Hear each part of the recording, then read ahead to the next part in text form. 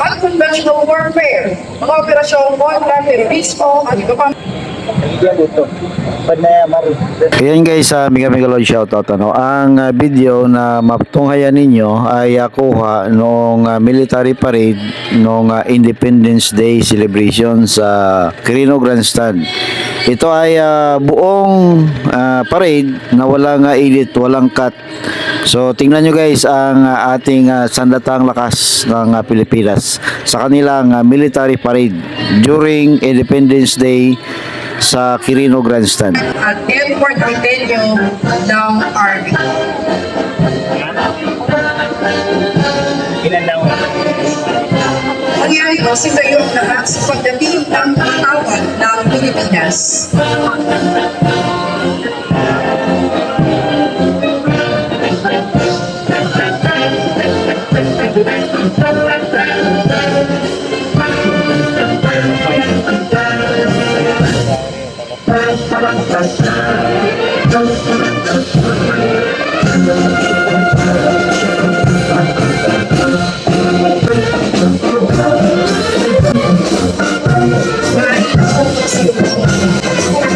Sinusunod ang bansa at natin sa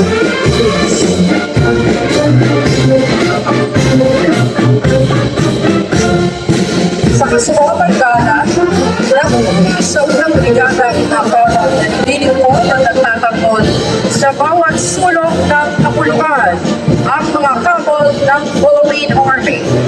Laging nakandang maglingkod upang panatilihin ang kapayapaan, seguridad at soberanya ng bansa. Tungkulin nito ay pagtanggol ang teritoryo ng Pilipinas laban sa anumang bansa. Isinasagawa mga pagtulong sa mamamayan sa panahon ng kalamidad at krisis.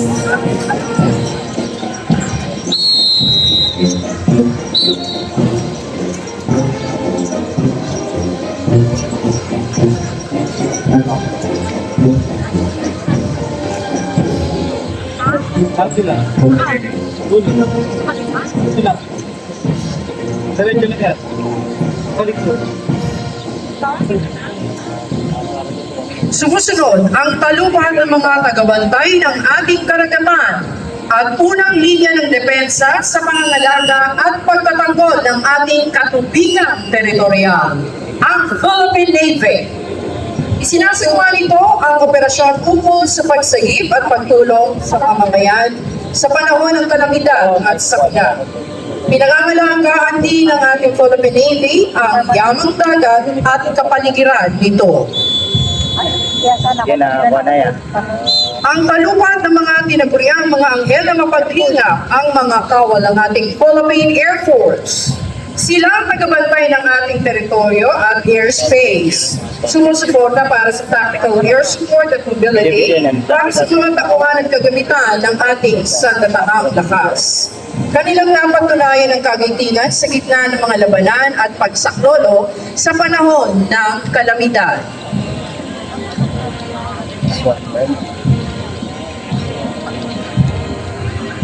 Ang pangalawang brigada sa kasuotang battle dress attire, binubuo ng Special Operations Forces o tinaguriang Elite Forces ng ating sandatahang lakas ng Pilipinas. Nangunguna ang kalupad ng Scout Ranger at Special Forces ng Philippine Army. Binubuo ito ng mga individual na nakakata ang kanilang kasanayan. Sinusok nilang small unit operations mula reconnaissance, intelligence, demolitions, jungle warfare, unconventional warfare, mga operasyong kontra terorismo at iba pa mga pagbabanta sa pagsupil at kalayaan ng demokrasya ng bansa. Narito ang Special Operations Forces ng Navy, Naval Special Operations Command, Force Reconnaissance Group, at Philippine Marine Corps. Ang mga unit na ito ay sinanay sa natatanging operasyon sa psychological at unconventional warfare, mapatubig, lupa at ere. Kabilang ang operasyong ukol sa reconnaissance, close combat, demolition, intelligence, at underwater. Sumusunod na po ang mga magigiting na Special Operations Forces ng ating Philippine Air Force, ang Special Operations Wing o SPAW. Nakatulang SPAW sa mga operasyong espesyal upang maipagtanggol ang mga base at instalasyon ng Air Force at nagsasagawa ng iba pang mga kaukulang dagdag operasyon. Mula sa hanay naman ng ating pambansang pulisya ng Pilipinas, ang tagapagpatupad ng batas at nagpapanatili ng kapayapaan at kaayusan. Nagsisiguro ng kaligtasan ng ating mamamayan at mga komunidad. Nangunguna ang palupad ng mga kadete mula sa kanilang Philippine National Police Academy. Hinuhubog ang karakter ng mga kadete ito upang magulo sa hinaharap ng nananaig ang paglilingkod, karangalan ng hustisya. Ngayon din bilang makadiyos, responsable at respetado mga public safety officer. Bye. Ito yung mga puso special force sa mga Kaya rin po sa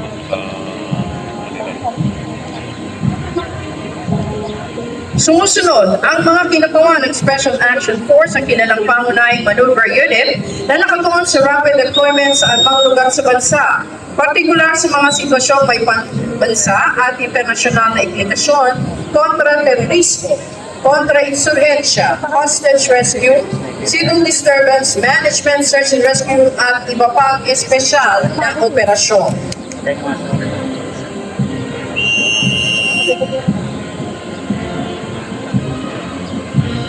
Sinusundan ito ng pinagsamang kumpanya ng PNP Aviation Security Group at EOD K9 Group. Bilang espesyal na unit, sinisiguro ng PNP AFC Group ang kaligtasan sa mga paliparan ng bansa laban sa opensiba at mga gawaing terorismo, katuwang ang explosive ordnance disposal at K9 Group para sa bomb detection, disposal operations at seguridad sa mga pampublikong lugar at mahalagang aktibidad. Kabilang pa rin sa hanay ng kapulisan ng National Capital Region Police Office na kaisa sa pagpapanatili ng kapayapaan, kaayusan at kaligtasan ng ating komunidad. Kaagapay para sa isang ayos, tahimik at ligtas na pamayanan. Yeah. Sige.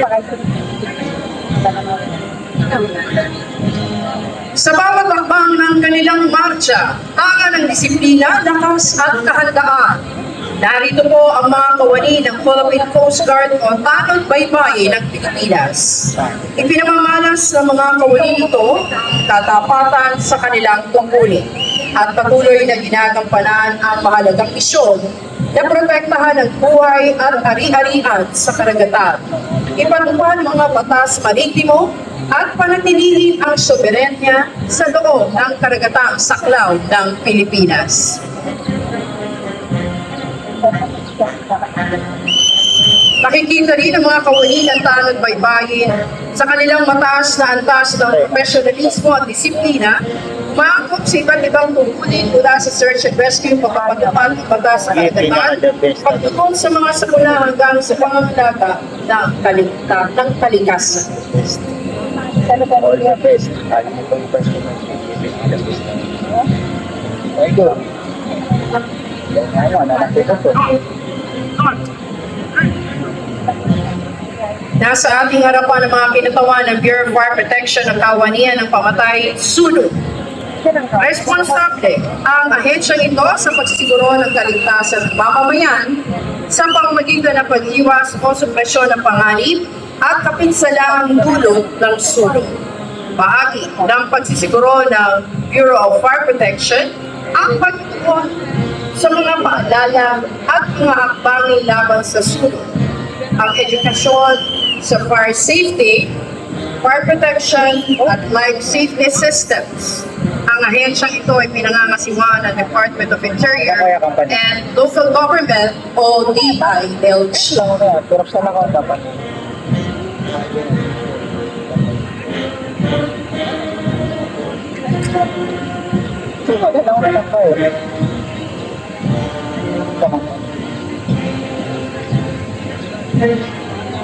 Ito, BGM ko.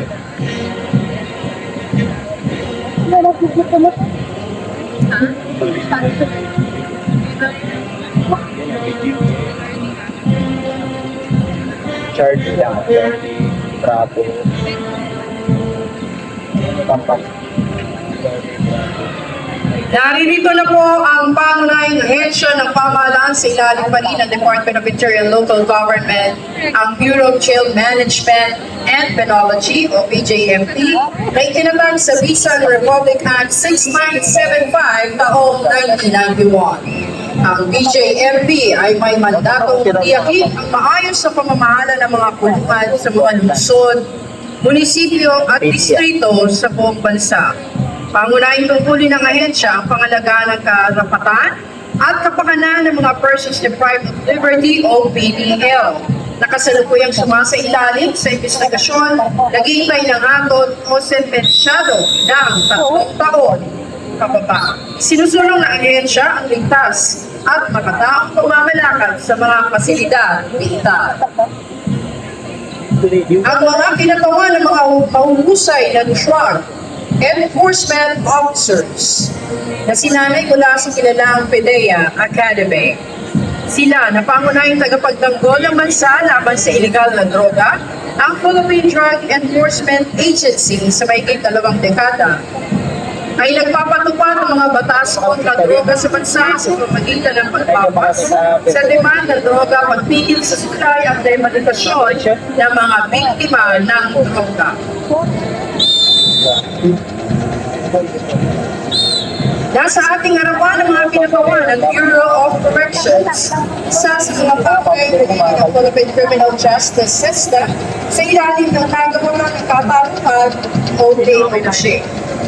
Sinasikuan nito ng buong profesionalismo, integridad at pagsusunod ng hangarin at tungkulin makapagpabago o mapanatili ang pambansang seguridad sa loob ng mga pintal habang binibigyan ang pagbabago ng reputasyon na tumagawag at nagkatiwala sa kanila. Mga kababayan, ang mga pinagmamalaking kagamitan sa sakyan para sa pang-operasyong panlikha sa iba't ibang larangan na ang ating sadatahang lakas kabilang iba't pangalan ng pagpagong ahensya ng ating pamahalaan. Nangunguna rito ang several 105mm light tank mula sa ating Philippine Army na nakadisenyo upang makapagbigay ng mataas na antas bulletin firepower protection para sa ating kasundaluhan.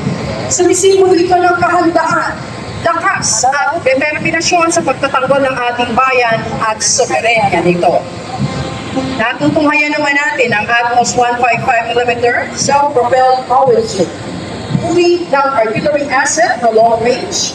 Mabilis ng manaw, nakakabit mismo sa truck na may mataas na mobilidad, mabilis na i-deploy, maikling oras ng pagtugon at maaaring gamitin sa lahat ng uri ng lupain.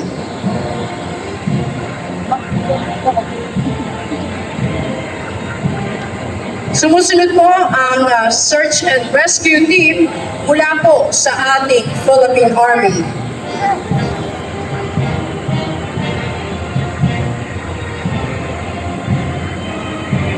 Sasagawa sila ng mga operasyon kaugnay po ng humanitarian assistance and disaster response.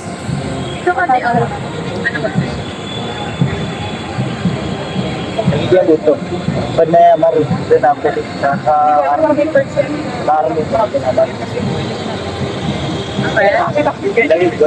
Narito rin po sa ating harapan ang sasakyan at more ng ating Philippine Navy Marines.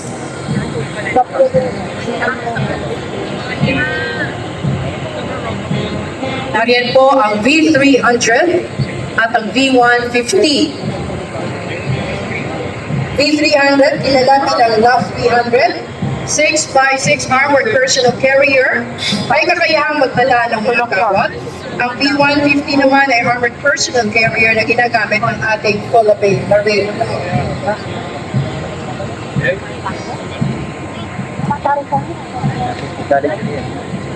Dariyan din po ang 155mm howitzers, lapanin daw sa ating Philippine Navy Marines.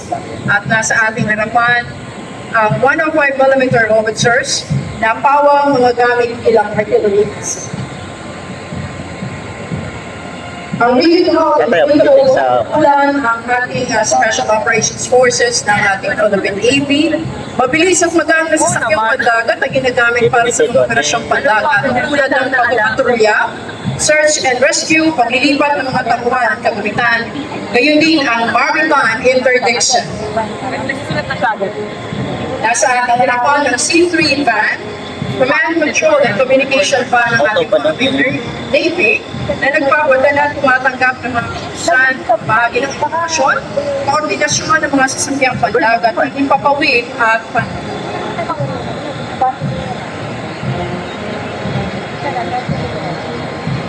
dahil naman po sa ating Philippine Air Force, nariyan po ang D-150 Armored Personnel Carrier. Sasakyang pandigma ginagamit para sa seguridad at depensa ng mga base panghimpapawid. Ang ating panghimpapawid ang Spider Service Air System na 960 Air Missile Defense Wing na idinisenyo upang protektahan ang mga kritikal na lugar laban sa banta mula sa ating himpapawid. Ang TPS-14ME ay mobile at long-range na air surveillance radar system ng 580M aircraft control at warning wing. Dinisenyo para sa mabilis ang pag-deploy at madali ang transportasyon.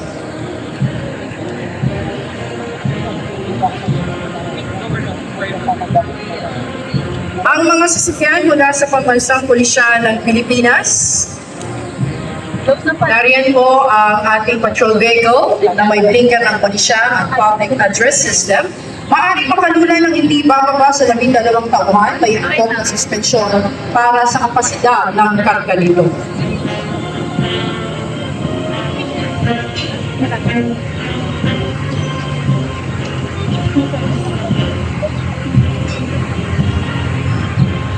Pwede yan. Pwede yan.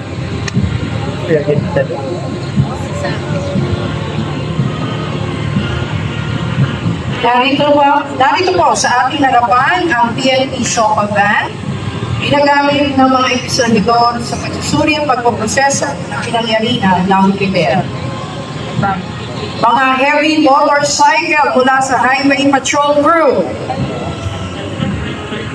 Mga light motorcycle mula po sa NCRPO. Mga sasakyang bawang gamit sa mga tutuloy na gawain sa pagpapatunaya, gawain at munisipyo, pagpapatrolya at pagpapanatili ng police visibility.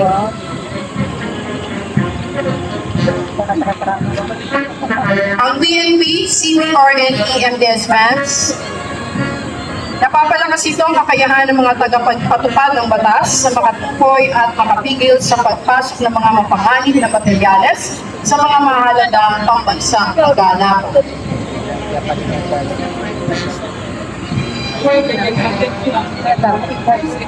Ang ating SWAT vans, magaan, matibay at matatag na sasakyan gamit para sa paghatid o pagdadala ng mga tropa o hagkamento para sa mga espesyal na misyon. Nariyan din po ang Armored Personnel Carrier ng ating Philippine National Police gamit sa paghatid ng mga tropa na nangangailangan ng proteksyon o ako. Idinisenyo upang maiiwas ang mga operatiba para sa direktang entry assault